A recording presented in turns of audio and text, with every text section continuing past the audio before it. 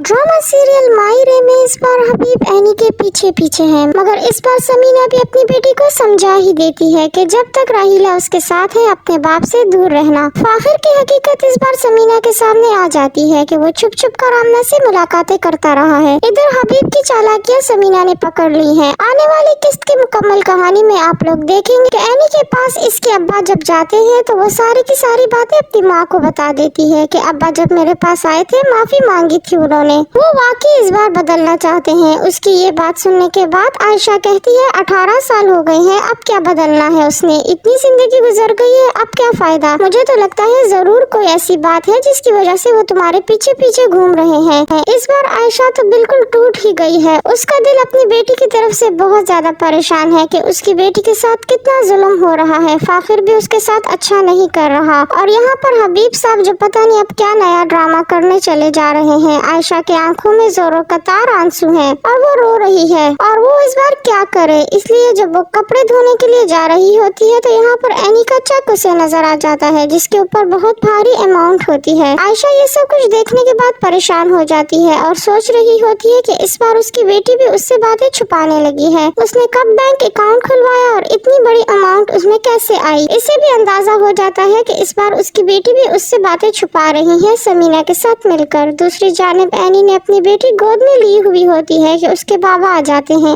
और एनी उन्हें देखकर बहुत ज्यादा खुश हो जाती है। एनी के बाबा एनी को कहते हैं अनाया कैसी है। पीछे से आ जाती है आयशा और वो कहती है इतनी ज्यादा हमदर्दी जताने की कोई जरूरत नहीं, जब छोटी सी उम्र में इतनी बड़ी जिम्मेदारियां इसके ऊपर डाल दी। ये भी नहीं सोचा कि इसने अपनी पढ़ाई मुकम्मल करनी होगी। आज जब इसकी बेटी हो गई है तो अब आप इसका पूछने के लिए आ गए हैं। लेकिन इस बार हबीब साहब किसी किस्म की भी कोई बात नहीं करते और अपने दिमाग का इस्तेमाल करते हुए कहते हैं कि मुझसे जो भी गलतियां हो गई हैं मुझे माफ कर दो। अगर तुम मुझे माफ नहीं करोगी तो एनी भी मुझे माफ नहीं करेगी। ये बात सुनने के बाद यहाँ पर सोचों में गुम हो जाती है कि वाकई क्या हबीब बदलना चाहते हैं या इसकी कोई और चाल है। इधर फाखिर इस बार आमना के साथ मुलाकात करने के लिए पहुँच जाता है क्योंकि इस बार उसने सब्जेक्ट सेलेक्ट करने होते हैं, एडमिशन के लिए जा रहा होता है। एक माह की छुट्टी के लिए आमना भी पाकिस्तान आई हुई होती है। इसके साथ बैठकर खाना खा रहा होता है कि वहाँ पर उसकी माँ पहुँच जाती है कि फाखिर तुम यहाँ क्या कर रहे हो, तुम्हें तो घर जल्दी आना था। फाखिर घबरा कर कहता है वो